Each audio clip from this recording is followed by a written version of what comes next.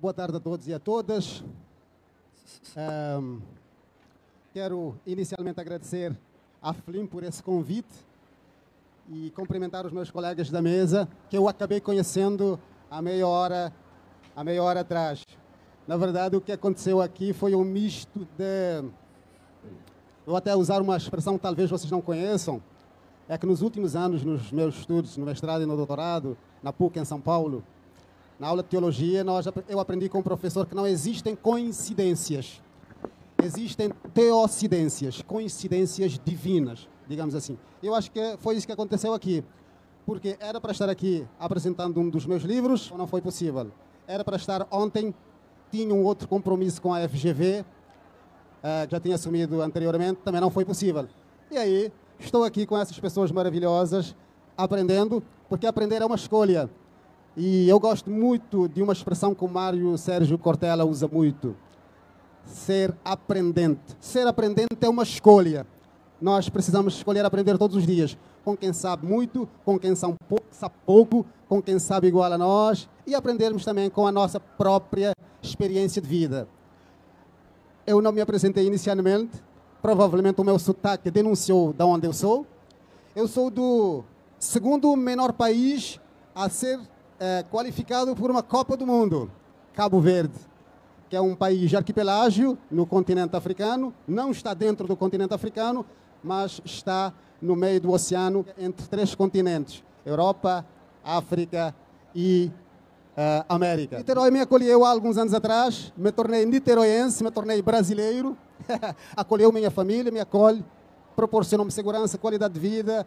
Estou aqui para retribuir, aliás, eu tento retribuir de todas as formas, quando eu elogio Niterói, quando eu falo bem das pessoas de Niterói por serem acolhedoras, e eu estou falando aqui para pessoas também de Niterói como um todo. E falar sobre literatura, falar sobre publicações, falar sobre escrita, eu acho que é um tema central que é fundamental. Num país onde, de dimensões continentais, e onde nos últimos tempos as redes sociais ganharam uma dimensão tão gigantesca e que a gente consome de tudo que é bom e de tudo que é ruim, a gente precisa ter esses debates, essas conversas, para que a gente possa, talvez, ter um filtro mais preciso para que a gente não consuma tudo que é publicado, porque nem tudo que é publicado tem qualidade, digamos, para ser consumido. E, por falar em último, talvez seja até mais fácil, muito do que eu poderia ter dito, meus colegas já disseram, mas também a gente acaba tendo outros insights. E falando aqui dos e-books, os tradicionais e-books, essa abertura para o mundo que a tecnologia nos trouxe, a popularização da internet facilitou que essas produções em formato digital realmente ganhassem o mundo. E eu fui anotando algumas palavrinhas-chave que eu vou apenas citar, não vou desenvolver para não monopolizar o tempo, mas eu apenas vou citar. Primeiro, as publicações digitais democratizaram o setor das publicações, porque anteriormente as editoras tradicionais apostavam nos autores conhecidos, nos autores que tinham um potencial para vender, e os novos autores era muito difícil. Então essa democratização, essa abertura, digamos assim, que facilite também os autores menores não no sentido pejorativo, mas os que ainda não estão no mercado, os que estão publicando a sua primeira obra, o seu primeiro artigo. Então, as plataformas digitais e essas publicações digitais, não só em e-book, mas também nós temos os famosos audiobooks, que também são publicações digitais. A redução de custos foi citado aqui, isso é fundamental. As publicações digitais, não só para quem publica, mas também para quem adquire a obra. A quebra de barreiras. Hoje, eu, por exemplo, eu sou cabo-verdiano, eu tenho 8 livros publicados aqui no Brasil, fisicamente em Cabo Verde chegou 1 ou 2. Mas eu fiz questão que todos os meus livros fossem também publicados em formato digital, exatamente para facilitar. É barato, chega na mesma hora, né? Sem trâmite, digamos, uma logística que fica muito mais caro do que o próprio livro.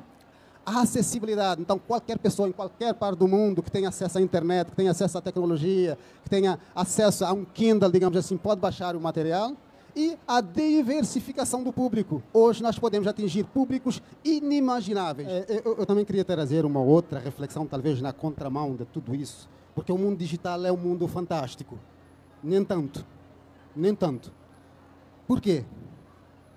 Porque existem autores realmente sérios, comprometidos, que pesquisam, que as suas pesquisas são revisadas por terceiros, que as obras escritas passam por um filtro e que são obras necessárias, e o ambiente digital acaba dando a esses autores a possibilidade de alcançar um público vasto. Mas vamos imaginar um cenário ao contrário.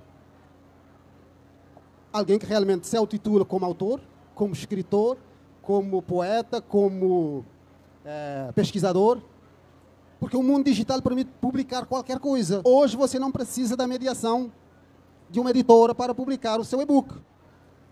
Você não precisa da aprovação de um professor, de um editor. Então, o que é que nós temos que fazer? A educação, pessoal, é fundamental.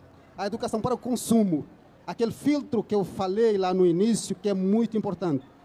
Porque nem tudo o que está no mundo digital traz aquela qualidade necessária que muitas vezes a gente exige. É claro que não é uma crítica a autor nenhum, é apenas uma reflexão que os colegas podem discordar também. É apenas um alerta, porque o ambiente digital traz muita informação, traz toneladas e toneladas de informação, mas às vezes a gente não está preparado, a gente não temos aquele filtro necessário para consumir criticamente o que nós estamos lendo.